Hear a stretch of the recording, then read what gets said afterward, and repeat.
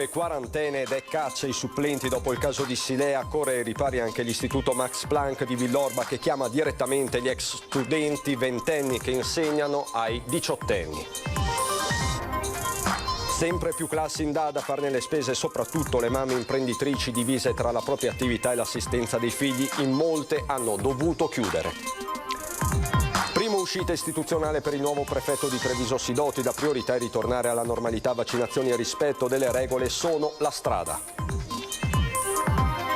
Firmato il DPCM che elenca i negozi nei quali dal 1 febbraio si dovrà usare il Green Pass base. Ore di incertezza sui prodotti che si possono comprare nei supermercati fino alla precisazione possibile ogni tipo di acquisto. Crack Veneto Banca, il processo che vede imputato l'ex AD Vincenzo Consoli. Il giorno delle parti civili, Banca Italia chiede oltre 2 milioni di euro. Domani la parola alla difesa. Smog, da domani scatta l'allerta rossa, nuova stretta sui veicoli. L'ulteriore limitazione riguarda i diesel commerciali Euro 5 nella fascia 8.30-12.30. Continua il progetto di riqualificazione dell'area tra via Roma e Porta Altigna a Treviso, un nuovo punto green e a breve telecamere di sicurezza. È morta a Breda di Piave Teresa Cattarin, una delle nonne più longeve della Marca. Aveva 107 anni e nel maggio scorso era stata insignita dell'onoreficenza Gente della Piave. Bentrovati, buonasera telespettatrici, telespettatori di Antenna 3. Ad aprire questa sera il nostro telegiornale, ancora una volta il vero e proprio caos della scuola. Sono tantissime ormai le quarantene che coinvolgono anche i docenti, per questo è caccia ai supplenti per molti istituti. Dopo il caso di Silea che vi abbiamo raccontato nelle sere scorse, c'è l'istituto Max Planck, dove la preside ha chiamato direttamente gli ex studenti.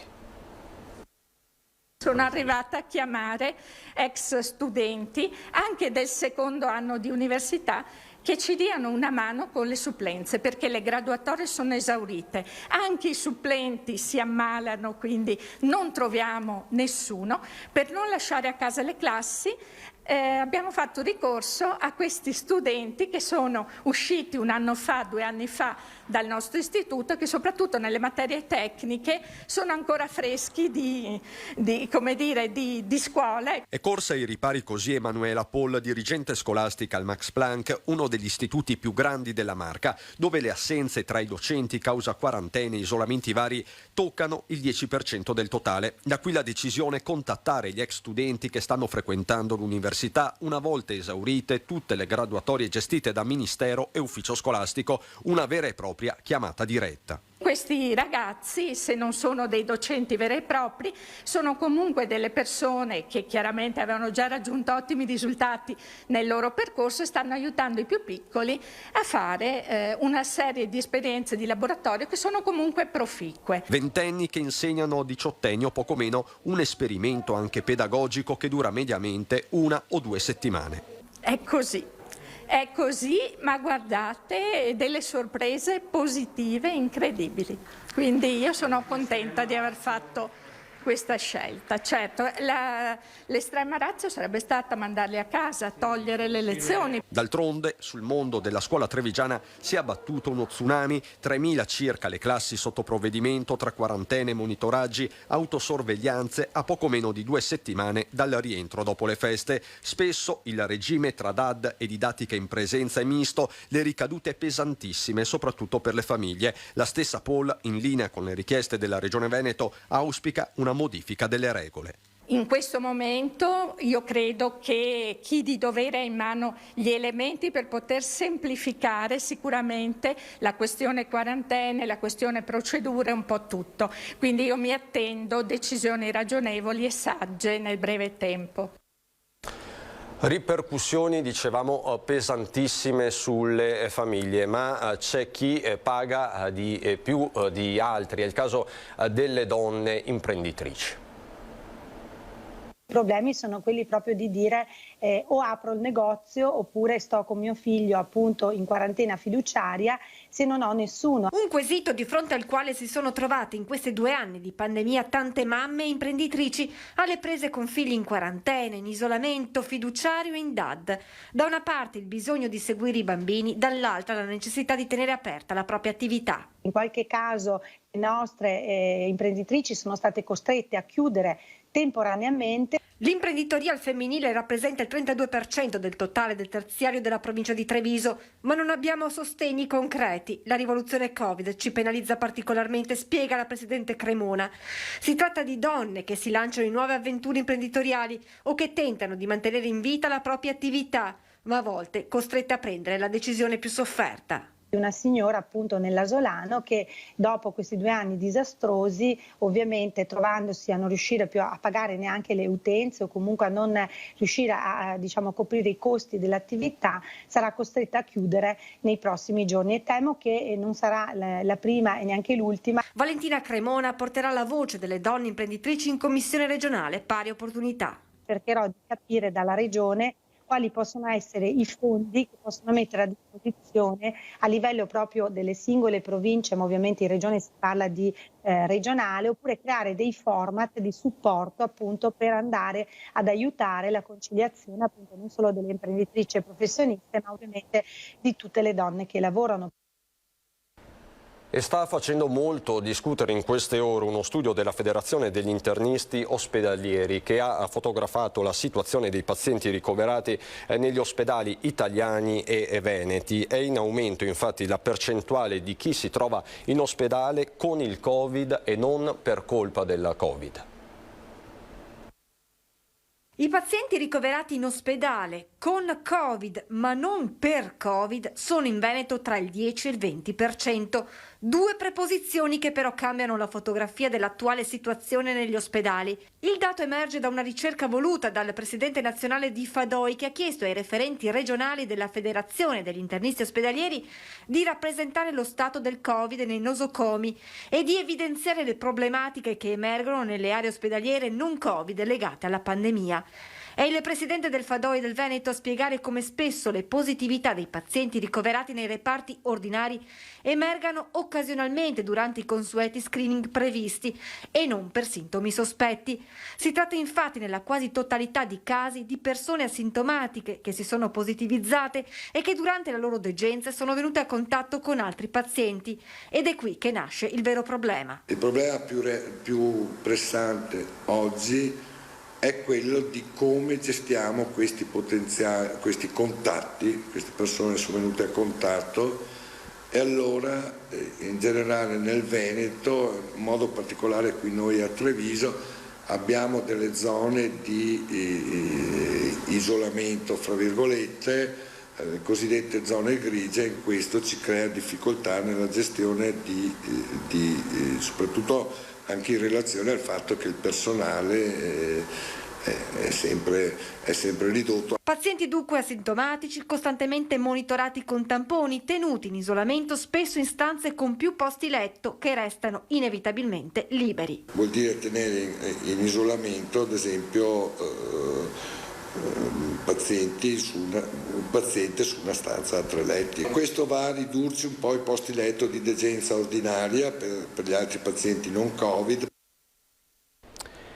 E nella Marca i pazienti ricoverati positivi per caso, così li chiama il direttore generale dell'ULSS 2 Francesco Benazzi, sono 26 su 300. Il dato è stato confermato dallo stesso Benazzi poco fa, che più in generale fotografa una situazione in miglioramento. Il SUEM segnala casi meno gravi in entrata, stiamo andando verso un periodo di minore pressione ospedaliera, le parole del direttore. I posti letto occupati in terapia intensiva sono 28, occupati per la gran parte da persone non vaccinate, 5 i decessi nelle ultime 24 ore, di questi 4 che riguardano appunto persone non vaccinate, 90 invece i pazienti curati con la pillola anti-Covid. Il contagio resta altissimo, l'incidenza è 10 volte quella dell'anno scorso, ma le ripercussioni grazie proprio alla vaccinazione sono diverse. La curva è però stabile, l'R con T è allo 0,98 sotto l'1 dopo moltissimo tempo. I casi in età scolare particolare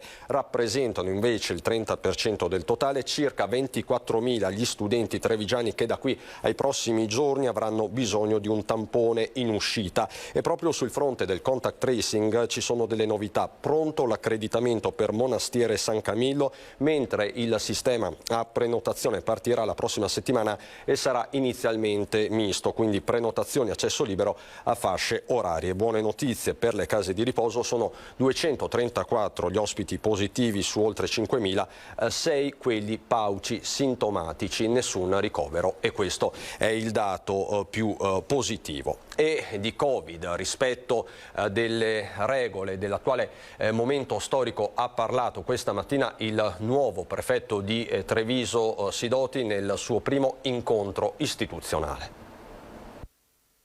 La priorità è quella di garantire una vita quotidiana il più normale possibile, quello che il governo chiede a tutti noi, e questo passa anche attraverso l'utilizzo di quei sistemi di cui abbiamo a disposizione per tutelare le nostre vite, e quindi mi riferisco ai vaccini e agli altri sistemi che sono stati individuati. Vaccino e rispetto delle regole, solo così si può uscire dal tunnel della pandemia, indica la rotta il nuovo prefetto di Treviso Angelo Sidoti alla sua prima uscita istituzionale a Sant'Artemio, dove ha incontrato il presidente della provincia Stefano Marcon. Ho detto a Sua Eccellenza che la nostra è una rete che funziona qui in provincia di Treviso, sempre ben coordinata dalla prefettura, e siamo qua per lavorare assieme così come abbiamo fatto sinora. Il dialogo è l'unica strada.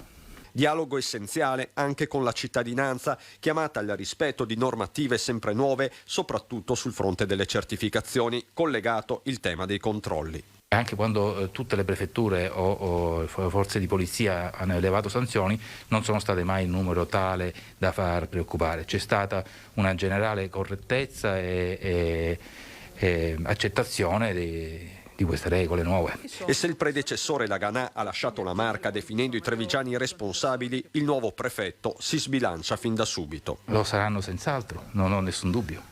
Sidoti, classe 1962, una laurea in giurisprudenza, è nato a Taormina e fino a qualche giorno fa ha retto la prefettura di Verbania. Nella Marca parte del passato della sua famiglia, tra il Grappa e il Piave. Suo nonno era cavaliere di Vittorio Veneto. Sì, era cavaliere di Vittorio Veneto, combatté nella Grande Guerra. Nel presente i temi legati alla pandemia, compresi quelli economici, con un focus sul rischio di infiltrazioni criminali in un tessuto comunque ricco, e non manca un primo messaggio ai trevigiani. Di continuare come hanno sempre fatto, grandi lavoratori, grandi persone responsabili, e pur sempre nel rispetto delle regole del vivere civile. E a proposito di regole del vivere civile e di nuove regole, il Consiglio dei Ministri ha approvato il nuovo attesissimo DPCM che elenca le attività commerciali dove da febbraio non sarà necessario esibire il Green Pass. Solo in serata una FAQ del governo ha chiarito il nodo supermercati, che per tutto il giorno è stato un vero e proprio giallo. Esigenze alimentari di prima necessità, esigenze di salute, di sicurezza ed esigenze di giustizia sono le 4 macro aree individuate dal governo nel nuovo DPCM firmato nel pomeriggio dal Premier Draghi, che mette nero su bianco le attività commerciali nelle quali dal 1 febbraio si potrà accedere anche senza Green Pass. Il decreto elenca una serie di servizi e attività che si svolgono al chiuso, fondamentali per garantire le esigenze essenziali e primarie della persona. E allora nel dettaglio, iniziando dalle attività alimentari e di prima necessità, non servirà essere in possesso della certificazione verde per accedere al commercio al dettaglio in esercizi specializzati e non specializzati, con prevalenza di prodotti alimentari e bevande, come ipermercati, supermercati o discount. In esercizi specializzati al commercio al dettaglio di prodotti surgelati, per animali domestici, carburante per autotrazione di articoli medicali e ortopedici, e ancora commercio al dettaglio di combustibile per uso domestico e per il riscaldamento, di articoli igienico-sanitari, di medicinali come farmacie o parafarmacie. Per quanto riguarda le attività che rientrano nella categoria salute, il DPCM chiarisce che è sempre consentito l'accesso alle strutture sanitarie e sociosanitarie, nonché a quelle veterinarie per ogni finalità di prevenzione, diagnosi e cura, anche per gli accompagnatori. Questi ultimi però, per rimanere all'interno delle strutture residenziali, socioassistenziali, sociosanitarie e hospice, dovranno aver fatto il booster oppure avere l'esito di un tampone negativo effettuato non oltre le 48 ore precedenti, se hanno solo 2 dosi di vaccino o sono guariti dal virus. Alla voce sicurezza rientrano gli uffici aperti al pubblico delle forze di polizia e delle polizie locali, il cui accesso è consentito senza Green Pass, non obbligatorio nemmeno per entrare negli uffici giudiziari, dei servizi sociosanitari esclusivamente per la presentazione indifferibile e urgente di denunce da parte di soggetti vittime di reati o di richieste di interventi giudiziari a tutela di persone minori di età o incapaci, nonché per consentire lo svolgimento di attività di indagine per cui è necessaria la presenza della persona convocata. Non sarà invece possibile andare in un ufficio postale a ritirare la pensione se non in possesso del Green Pass, necessario anche per acquistare sigarette, libri e giornali, ma non nei chioschi all'aperto o ai distributori automatici. La prima bozza del decreto aveva aperto alcuni interrogativi relativamente ai supermercati. Alcune interpretazioni volevano che l'accesso ai market per chi sprovvisto di certificazione verde fosse limitata al solo acquisto di generi di prima necessità, come generi alimentari, e che non potesse mettere nel carrello altri prodotti. Nel tardo pomeriggio però a chiarire la questione ci pensa lo stesso governo con una FAQ ad hoc sul suo sito che specifica che coloro che accedono agli esercizi commerciali esenti dal Green Pass possono acquistare qualsiasi tipo di merce anche se non legata al soddisfacimento delle esigenze essenziali e primarie. Un mosaico di disposizioni che va metabolizzato, ma il Consiglio dei Ministri ha dato il via libera anche al decreto legge per i nuovi sostegni alle attività in crisi per il Covid e per intervenire sul famigerato caro bolletta. Un decreto da 1.600 milioni di euro. Sul tema bollette, per ridurre gli effetti degli aumenti dei prezzi nel settore elettrico, l'autorità di regolazione per energia, reti e ambiente provvede ad annullare per il primo trimestre 2022 con decorrenza dal 1 gennaio 2022 le aliquote relative agli oneri generali di sistema applicati alle utenze con potenza disponibile pari o superiore a 16,5 kW. Il decreto prevede inoltre l'aumento di 100 milioni del Fondo Unico Nazionale del Turismo ed è stata accolta la richiesta delle regioni di dedicare una quota alla decontribuzione per i lavoratori stagionali del turismo e degli stabilimenti termali. Erano anche le richieste della Regione del Veneto. Aumentato a 30 milioni il fondo per discoteche e sale da ballo, ricorso alla cassa integrazione scontato per hotel e agenzie di viaggio, ristoranti, bar, mense, catering, parchi divertimento, stabilimenti termali, discoteche, sale da ballo e sale giochi, ma anche per musei e taxi. E ancora arrivano 400 milioni per le spese Covid delle regioni per far fronte all'attuale quarta ondata, 45 milioni anche per l'acquisto delle mascherine FFP2 per gli studenti e il mondo della scuola. Caro energia che comunque continua a far discutere perché è la vera spada di Damocle che pende sulla testa di tanti imprenditori e di tante famiglie. Una storia. Noi ci sono arrivate le bollette di novembre e dicembre dove abbiamo constatato un rincaro su dicembre almeno del 100%, su novembre di un 40-50%. Per la concessionaria di Marino Bortoletto nell'anno appena finito rispetto al precedente il rincaro delle bollette dell'energia è stato del 50%. L'imprenditore monetizza il prezzo pagato in chiusura di 2021, ora però è da capire quale sarà la portata degli aumenti nei prossimi mesi. Continuerà ad essere più o meno del 100% come dicembre, diventa problematica gestire la situazione, perché solo nella nostra gestione vuol dire avere più di 120.000 euro di spesa per l'elettricità in più nell'anno corrente. Non abbiamo nessuna agevolazione, non abbiamo nessun incentivo. 120.000 euro in più di spesa che avranno inevitabili ripercussioni Sui costi e quindi riduzione del personale, oppure nell'aumento della spesa per manodopera in officina o altre cose, quindi direttamente nel consumatore finale. Un'ennesima tegola per un mercato dell'auto da mesi fermo, prima per la carenza dei microchip che hanno portato a ritardi nelle consegne dei veicoli nuovi anche di 6 mesi, poi con il calo della domanda legato all'incertezza dei consumatori e ora il caro energia che va a pesare anche sul mercato dei mezzi elettrici, la vera grande scommessa del settore. Le bollette sono queste e infatti l'elettrico si è fermato, per la gente diventa molto oneroso approcciare l'acquisto di una vettura elettrica. Alle istituzioni la richiesta è chiara. Che venga sistemata questa situazione senza dare dei contributi a noi, ma che venga calmierato il prezzo dell'energia elettrica.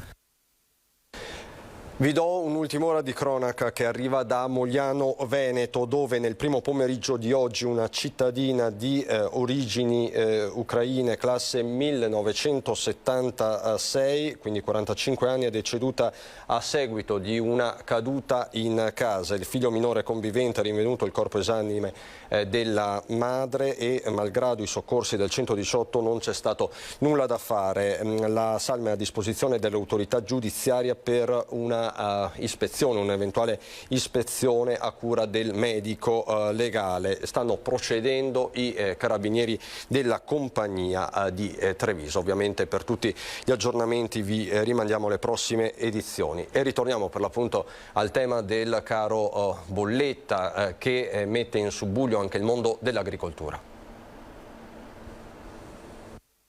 Presidente, lei ha scritto addirittura a Mario Draghi, oltre che a tutti i nostri parlamentari, oltre che al Presidente Zaia. Certo, credo che sia giusto informare tutte le nostre istituzioni di quello che sta succedendo nel nostro settore. Non solo noi adesso in sofferenza, ma anche le aziende di trasformazione, perché con l'aumento dei costi che hanno avuto sulle energie e sul gas stanno veramente, diciamo così, arrampicandosi sugli specchi. Con questi rincari si rischia il blocco non solo della produzione di latte veneto, ma dell'intera filiera della trasformazione. A rischio quindi non solo le tipicità locali, ma anche ad esempio l'Asiago, quarta DOP più venduta in Italia dopo il Grana Padano, il Parmigiano e il Gorgonzola. Il raddoppio delle bollette, in particolare del gas, pesa particolarmente sui caseifici che hanno bisogno di energia per cagliare il latte in burro e formaggi. A questo, sottolinea il Presidente Borga, si somma il mancato riconoscimento promesso dalla grande distribuzione agli allevatori, mentre quello finora riconosciuto dai caseifici con tutta probabilità verrà cancellato dallo stato di crisi di questi ultimi. Quando sono stati fatti quel famoso accordo ministeriale dei 4 centesimi, 3 centesimi agli allevatori, non sono arrivati, c'è stato un leggerissimo aumento del prezzo del latte, ma grazie alla buona volontà dei nostri trasformatori, non sicuramente perché diciamo così ci sia stato l'aiuto tanto paventato dalla grande distribuzione. A una richiesta che ho fatto io al Presidente di Coldiretti mi hanno detto bisogna temporeggiare, aspettare cosa? Le aziende stanno morendo. Ecco che in questa situazione, più che un appello, gli allevatori fanno una domanda provocatoria alle istituzioni. Che senso ha aumentare e raddoppiare? Anche perché l'energia, lo sappiamo benissimo, per il 70% circa è formata dalle accise, quindi lo Stato ci dice che ci deve venire incontro, ma come se sei tu il primo che ci viene a mettere le mani in tasca. Da qui la richiesta chiara e soprattutto diretta a Palazzo Chigi. Siccome gran parte degli aumenti sono in tasse, in accise, la riduzione o l'azzeramento delle accise per quello che riguarda appunto le energie, e così questo sarebbe molto di supporto alle nostre aziende per continuare a operare. In queste ore quindi la prima risposta dell'esecutivo Draghi, vediamo se basterà. Banca Italia chiede a Vincenzo Consoli 2.300.000 euro di danni. È questa la richiesta formulata questa mattina dall'avvocato di Banca Italia Stefania Ceci, dopo che ieri il PM aveva chiesto una condanna a 6 anni per l'ex amministratore delegato. Non ci sono dubbi, Vincenzo Consoli era il leader indiscusso di Veneto Banca, godeva di un potere incontrastato, il suo volere era legge. Per quasi 7 ore i pubblici ministeri Massimo De Bortoli e Gabriella Cama hanno sparato a zero contro l'ex amministratore delegato di Veneto Banca, chiedendo non meno di 6 anni di reclusione. Era l'artefice consapevole di tutte le decisioni. Domani si ritorna in aula. E da domani, sabato 22 gennaio, a Treviso scatta l'allerta rossa. Il superamento dei valori limite giornalieri delle polveri sottili va avanti da 10 giorni consecutivi, motivo per il quale l'amministrazione dà una nuova stretta sui veicoli come previsto dall'ordinanza antismog. L'ulteriore limitazione riguarda i diesel commerciali Euro 5 nella fascia oraria 8.30 12.30. Vi ricordiamo che al fine di facilitare gli spostamenti ai residenti di età pari o superiore a 60 anni è prevista la possibilità di spostarsi gratuitamente con la MOM. E sempre in tema di inquinamento, oggi la provincia di Treviso ha lanciato il piano per la sostituzione delle caldaie per quanto riguarda il 2022. Se da domani siamo in zona rossa dimostra ancora di più l'importanza di intervenire in questo ambito. Va detto che gli interventi si traducono in richieste di contributo, in contributi, in istruttorie, per cui per fortuna abbiamo anche una macchina provinciale che ci supporta. La coincidenza è ovviamente casuale, ma nelle ore in cui è scattata l'allerta rossa sul fronte dello smog, l'ente provincia ha rilanciato il bando per la sostituzione delle caldaie. Sul piatto 900.000 euro di contributi, stavolta destinatarie saranno esclusivamente le aziende della Marca. Faremo la nostra parte, anche nel 2022 investiremo risorse importanti, soprattutto rispetto al mondo dell'impresa.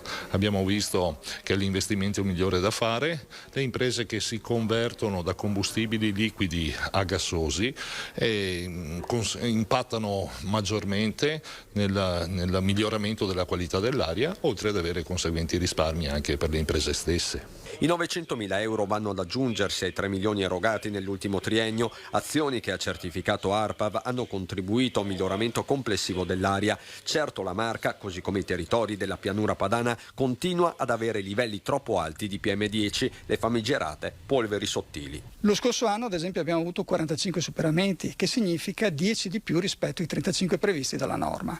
Ora 10 sono tanti, ma sono anche un numero non elevatissimo. Questo significa che non siamo così lontani dal raggiungimento dell'obiettivo di rientrare dai limiti di legge. 15 anni fa, 20 anni fa superavamo abbondantemente i 100 e quindi il dato è sicuramente positivo. Intervenire sulle caldaie quindi resta una soluzione utile. Il riscaldamento ha un peso specifico perché a Treviso, ma un po' in tutto il Veneto, un po' in tutta la pianura padana, circa un terzo del PM10 viene prodotto dal riscaldamento domestico.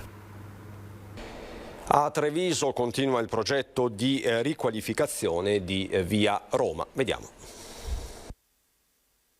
Se un fiore fa primavera, quasi 1000 portano altrettanta bellezza. E così da oggi fioriture bianco e viola abbelliranno la rotonda di Viale Roma, un piedistallo floreale per la sfera Benetton, ma soprattutto un intervento di riqualificazione per una delle porte d'ingresso più importanti della città. Siamo molto contenti della collaborazione con Came, abbiamo riqualificato la sfera di Benetton, l'ingresso alla nostra città, con moltissimi fiori, sono 880 piantine che fra un po' sbocceranno e quindi daranno un aspetto bellissimo alla porta della nostra città. Riqualificazione risultato della collaborazione tra il Comune di Treviso e Came, un accordo triennale prolungabile per 5 anni che vede il gruppo trevigiano prendersi carico della piantumazione e manutenzione della rotonda. Gestiranno sia la parte del cambio dei fiori, man mano che le stagionalità cambieranno, sia la parte di irrigazione, ma della gestione nel complessivo. Pur sembrando un'azione superficiale, assolutamente porta a dare un senso di qualità della vita, di pulizia, di ordine e anche di controllo del territorio. Controllo potenziato grazie all'installazione di nuove telecamere sempre più tecnologiche. Noi continuiamo a installare telecamere in tutta la città, questo devo ringraziare il comandante Gallo che coordina l'attività. Le telecamere, è chiaro che in questo momento la tecnologia ci consente di installare telecamere sempre più piccole, sempre più funzionali e con risoluzione sempre più alta. Un progetto di riqualificazione ampio, quello di Via Roma, che vede prossimi altri interventi. Questa è una fase di riqualificazione di tutto il quadrante, perché poi ci saranno gli interventi alla stazione dei treni, gli interventi alla stazione del Corriere, quindi l'inizio e la continuazione di grandi lavori. È morta a Breda di Piave Teresa Cattarin, una delle nonne più longeve della Marca trevigiana. Aveva 107 anni. Aveva ricevuto dal comune di Breda di Piave lo scorso maggio l'onorificenza Agenti della Piave, attenta e felice per quel riconoscimento che lei non si aspettava. Teresa Cattarin, classe 1914, una delle nonnine più longeve della Marca, si è spenta all'età di 107 anni. Presente alla cerimonia nella sala consigliare di Villa Olivi, aveva ascoltato con attenzione le parole del sindaco Moreno Rossetto, intrepida di fronte alle vicissitudini, sempre disponibile nei confronti della sua gente. Questa era la motivazione. L'onorificenza infatti viene conferita a chi ha dato il proprio contributo in forme diverse alla comunità di Breda di Piave. Di storie da raccontare ne aveva tante, aveva superato 2 guerre, energica, sorridente e inguaribile, ottimista. Mi prego tanto perché tutti potete venire da mia età e potete godere. Quarta di ben 14 fratelli, Teresa ha sempre mantenuto un legame con la sua terra dove ha vissuto da sempre dopo il matrimonio con Emilio, da cui aveva avuto 3 figli. In queste immagini, festeggiamenti per i suoi 106 anni. per dirti quanto mi piaci, per poi stringerti sul cuore.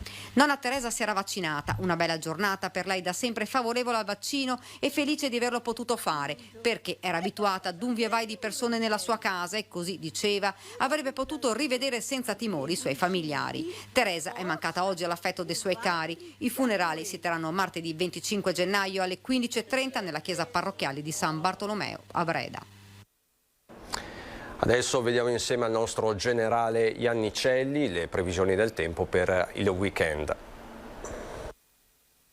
È ancora presente in modo intenso un anticiclone che ha il suo centro proprio sull'Europa centrale e da lì espande la propria azione, tra virgolette, positiva un po' su tutto il nord Italia e sulle nostre zone. Quindi anticiclone presente, ben evidente questa situazione dalla carta del tempo, da quella posizione impedisce il passaggio dei sistemi perturbati, quindi tempo stabile. Le piogge non sono previste ancora fino a fine mese, quindi gennaio del 2022 probabilmente si chiuderà con un deficit di pioggia del ben 70%, quindi si soffrirà questa situazione. E torniamo al fine settimana, l'anticiclone è presente, tempo stabile, cielo in prevalenza sereno, poco nuvoloso, anzi è un anticiclone che per adesso è un po' ventilato, quindi questo mantiene, allontana il pericolo del fenomeno antipatico della nebbia. Naturalmente da lunedì, permanendo ancora questa configurazione, ci sarà sempre maggiore ristagno di massa d'aria nei bassi strati e quindi tempo stabile per tutta la prossima settimana, ma con formazione delle nebbie in pianura che solo in parte durante le ore calde poi si dissolveranno. Intanto prossimi 2 giorni i venti saranno deboli con una piccola componente occidentale, le temperature -2, -3 gradi per sabato e per domenica come minime, le massime tra i 6 e 8 gradi. Prossima settimana le minime aumentano, quindi intorno allo 0 a -1, le massime tra i 4 e i 6 gradi. Per finire l'alta adriatica è previsto da poco mosso a localmente mosso. È tutto. E noi adesso andiamo a Belluno.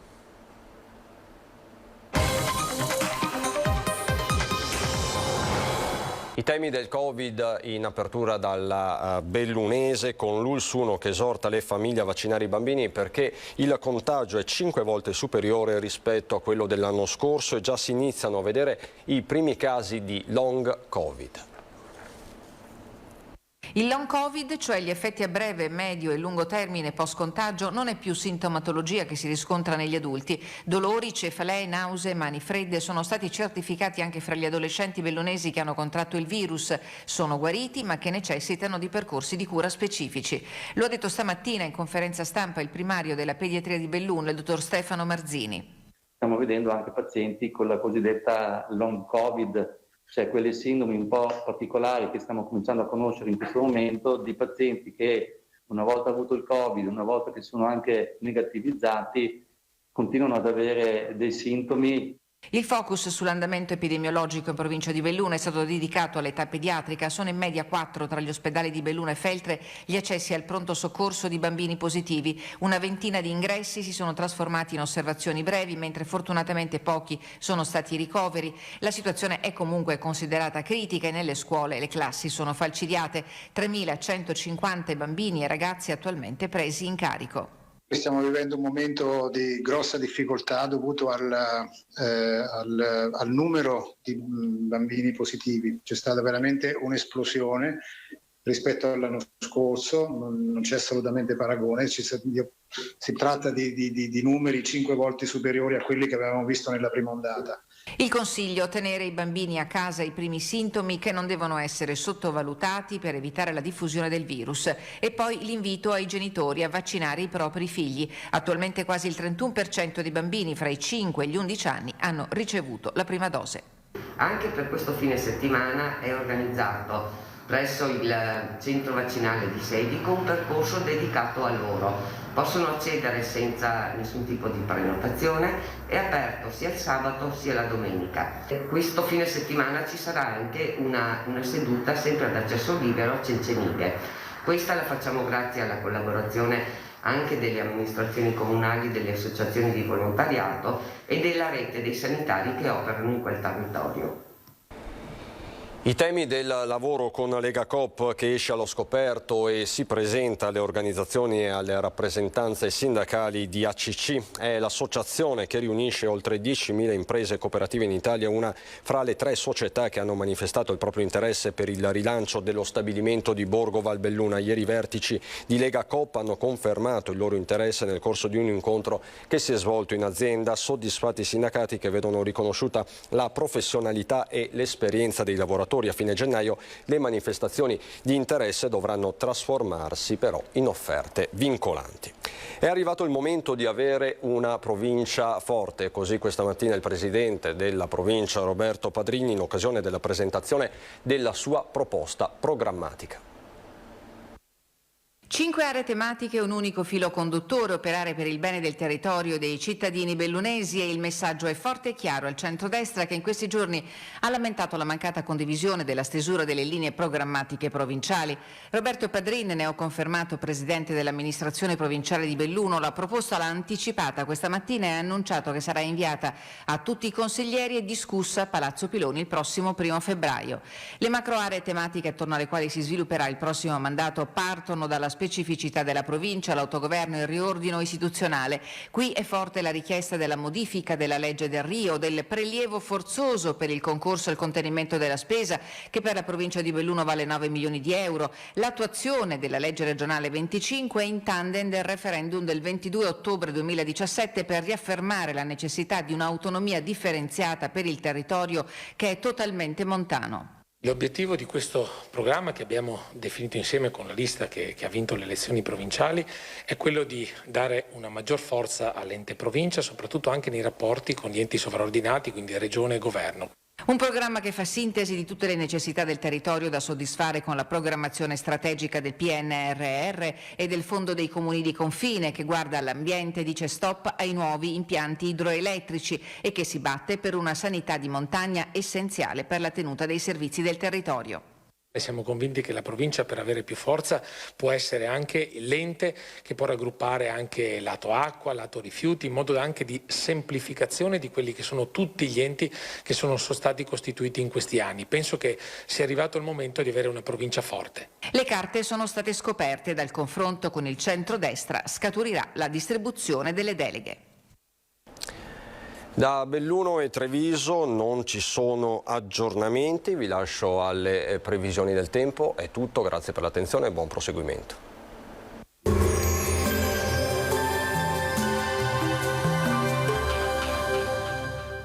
Aglio bianco Polesano DOP, oro bianco del Polesine, prezioso alleato della salute con uniche e molteplici proprietà.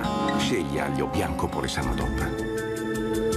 Benvenuti al Meteo. Sul nostro territorio prevale l'azione stabilizzante dell'alta pressione, con tempo buono e clima un po' più freddo a causa di un impulso gelido dalla Russia. Nel dettaglio sul Veneto, la grafica di sabato 22 gennaio evidenzia un contesto tranquillo. Sarà infatti soleggiato un po' su tutte le province, salvo locali annuvolamenti sui settori dolomitici di confine. Clima a tratti ventoso in pianura per il rinforzo dei venti da ovest. Temperature sostanzialmente stazionarie, minime sotto zero praticamente ovunque, massime invece tra 5 e 7 gradi. Spostiamoci ora sul Friuli Venezia Giulia, anche qui tanto sole, non sono attese piogge, il cielo si presenterà sereno o al massimo poco nuvoloso. Temperature minime tra -3 e -1 grado, massime sui 4-6 gradi. Infine ci spostiamo sul Trentino Alto Adige, dove avremo poche novità, ampio soleggiamento, nessuna novità di rilievo. Temperature minime sotto lo zero, massime sugli 8 gradi all'incirca. Dal Meteo di Antena 3 per ora è tutto, grazie per l'attenzione, arrivederci.